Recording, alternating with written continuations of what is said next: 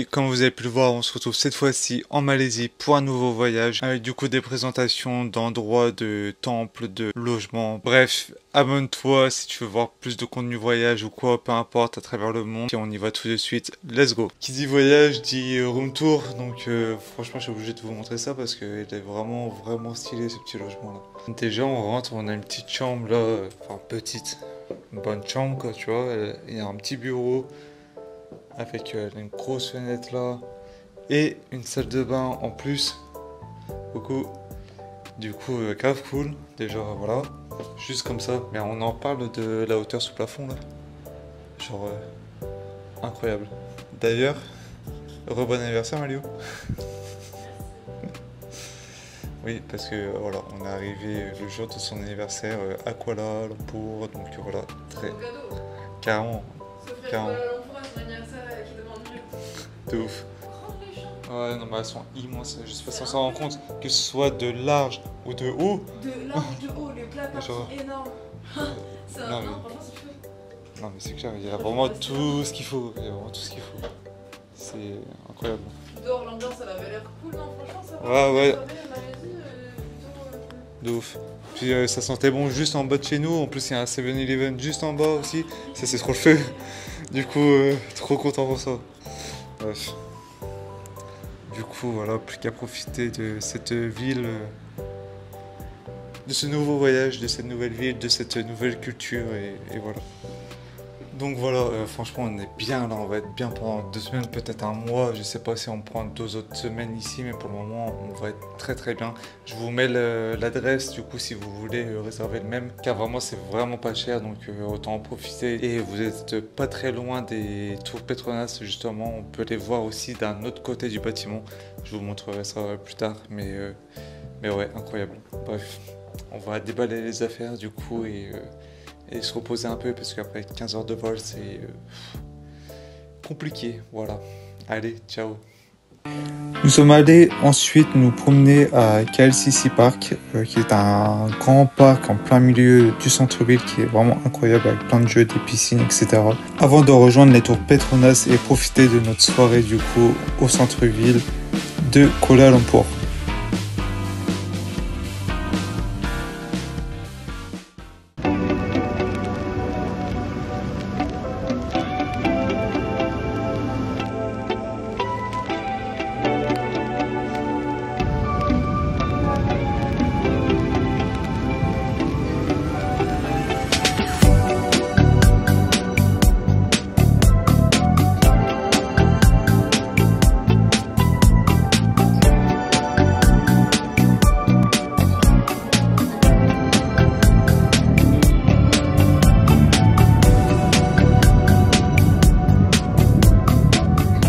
Oui, évidemment, nous ne pouvions pas aller à Kuala Lumpur sans voir ces fameuses tours Petronas. Et surtout, il faut savoir que ces tours sont les tours jumelles les plus hautes du monde. Plus grandes même que les anciennes tours de New York à quelque chose près.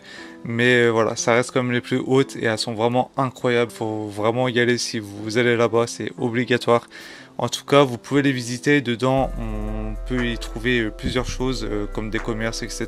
Mais à la base, Petronas est une plateforme pétrolière. Donc du coup, ces tours ont été construites pour le siège, mais pas que. Car elles représentent du coup plusieurs principes de l'islam, qui est l'une, voire même la principale religion en Malaisie, donc voilà. Et pourquoi il y a une Formule 1 du coup dans les tours, c'est parce que comme je vous l'ai dit, c'est une plateforme pétrolière et une plateforme qui a sponsorisé vraiment beaucoup de marques et qu'on peut voir du coup justement sur des Formule 1, sur des motos, sur enfin voilà.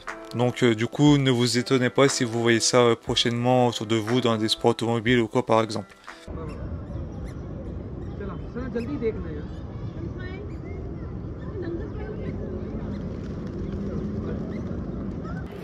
Bah, du coup, trop drôle, on est en train de prendre des petites photos et vidéos là, et du coup les locaux nous ont demandé des photos de nous deux avec eux en fait directement.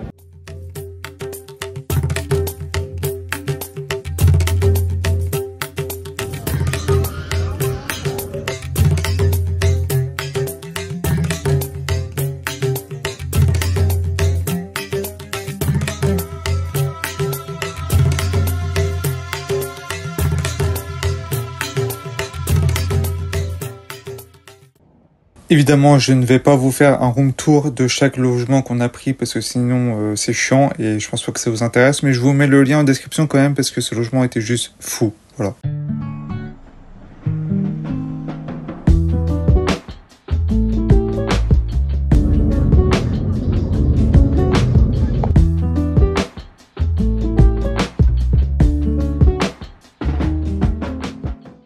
Après un mauvais logement qu'on a pris un peu sur un coup de tête parce qu'on était pressé, parce qu'on a eu des galères, bref, qui n'est pas sur cette vidéo, ne vous inquiétez pas. Nous sommes partis du coup un peu à la montagne parce que du coup nous avons besoin de repos, de déconnexion. Voilà, nous avons besoin un peu de nature, tout ça, parce qu'on était vraiment très mal placé près de la route, le bâtiment était horrible, bref, c'était chiant. Voilà. Du coup, on pouvait pas profiter de nos vacances comme on voulait, enfin de nos vacances entre guillemets, de notre voyage plutôt. Donc voilà, du coup, nous sommes partis à la montagne qui était seulement à 1 heure de route, donc pépite. Et voilà, nous avons pu nous reposer un peu et visiter quelques trucs incroyables que vous allez voir juste après. Je trouve que le salon est moins bien que sur les photos, mais un petit peu, ouais. Ouais, c'est clair. C'est bon, d'accord. Du coup, la petite table là pour prendre notre petit déj face à la nature, du coup, ça c'est cool. Ouais, j'avoue, il y a les grillons. C'est hyper calme. Mais par contre, voilà ce qu'il y a de l'autre côté. Donc j'espère que ça va aller. Là on est quoi? On est samedi. Ah non, on est dimanche, donc personne ne travaille visiblement. J'espère que le reste de la semaine ça ira quand même. Mais sinon, voilà. Faut savoir qu'ici en plus on a pris là parce que c'était 17 € la nuit. Enfin voilà, genre on n'a même pas cherché le mieux au cours, on a pris le moins cher. Il y en avait un à 12 € mais un peu moins ouf.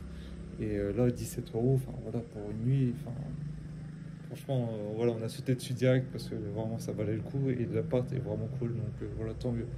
Donc on va du coup défaire la valise encore une fois et puis installer tout ça et se poser un petit peu.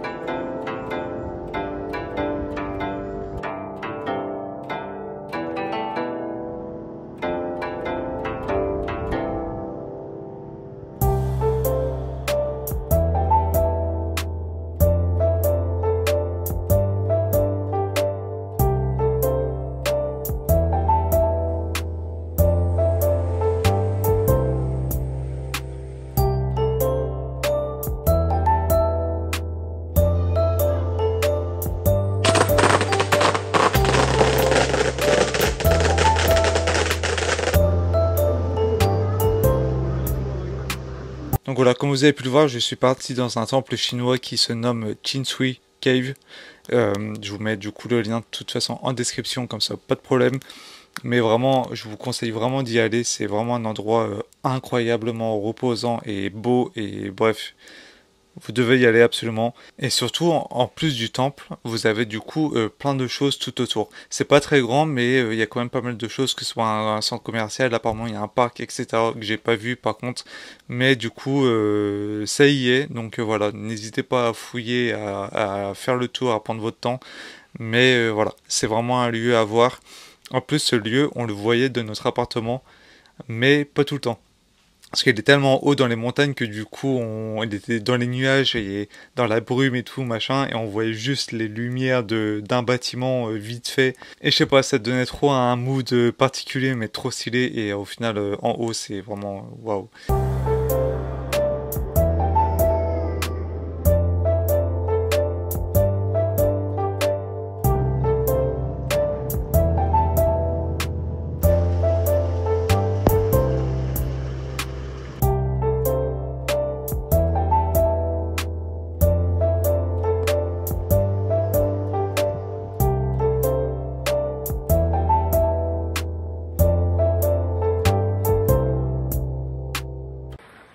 Ce lieu est incroyable. Oui, je sais, je le dis tout le temps, mais là c'est vrai, comme vous pouvez le voir sur les rushs. Vous entendez les feux d'artifice?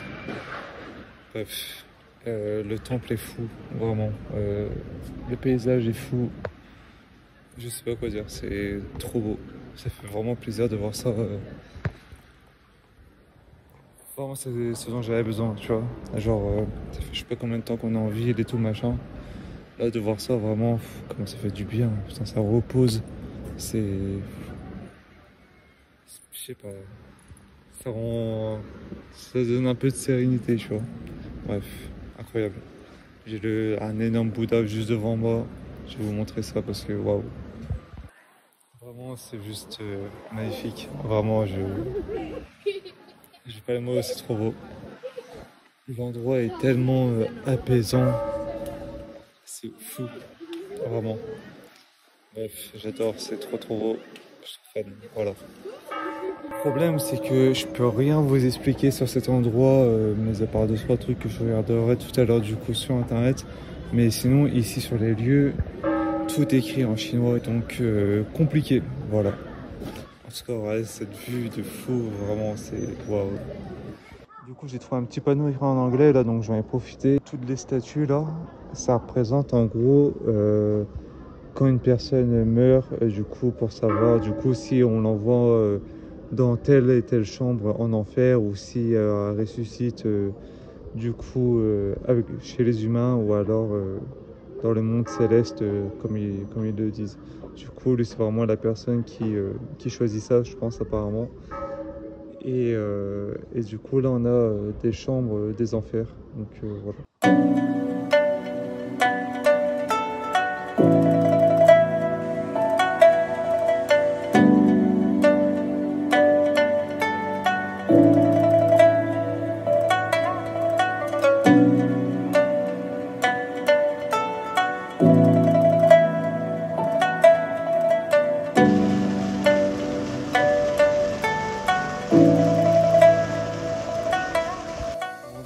Encore une fois, quand je dis que les gens sont trop gentils, j'étais à la supérette, je voulais prendre un petit truc à manger. Je me suis dit au moins là-dedans ils auraient pris la carte, au final pas du tout. Et le gars derrière moi a payé pour moi alors que bah voilà, tu vois, je lui ai dit non 15 000 fois, mais non, il a insisté. Du coup il m'a pris mes petites gaufrettes, bref, je suis refait. Merci encore lui, c'est trop cool, trop gentil comme d'habitude. Voilà.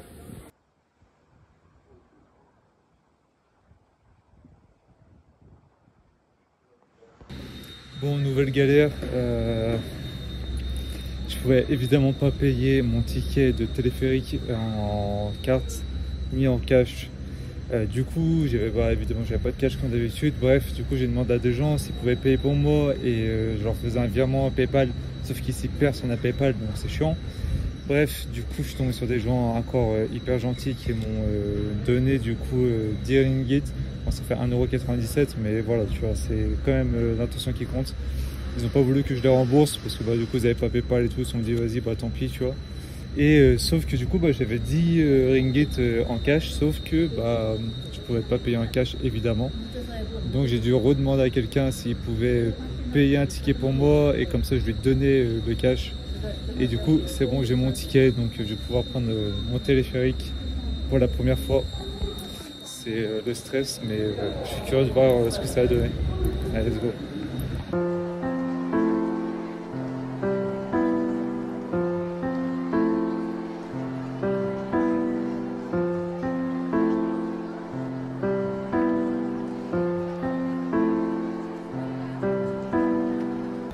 Bon, après être bien arrivé en bas du téléphérique, du coup, je suis arrivé dans une grosse zone commerciale, grave stylée. Du coup, je me suis posé vite fait avec une petite vue plutôt cool. Et puis, je vais manger mon petit onigiri en attendant et faire une petite pause parce que j'ai pas mal marché depuis tout à l'heure quand même.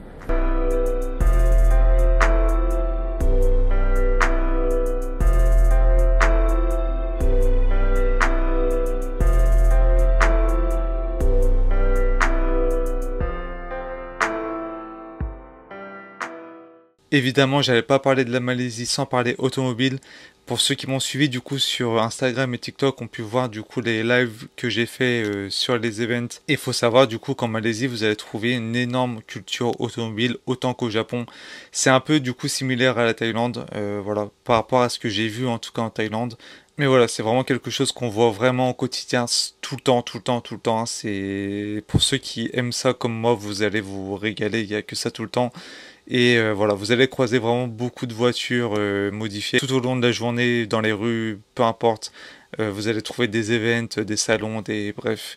Et voilà, c'est vraiment un truc que qui m'a vraiment étonné et que j'ai très très très apprécié, comme vous avez pu le voir du coup sur mes autres réseaux.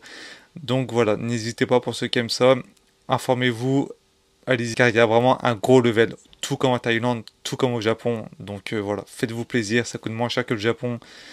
Et voilà, let's go quoi. Je vous laisse du coup quelques échantillons sur la fin de vidéo, histoire que vous voyez par vous-même directement de quoi je veux parler. Et sinon, n'hésitez pas à aller voir sur mon TikTok où il y a vraiment plein de vidéos, des events. Et aussi sur YouTube, il y a un des events qui est posté, donc n'hésitez pas, ça m'aiderait de fou. Voilà, merci et profitez bien. Bonne journée, ciao.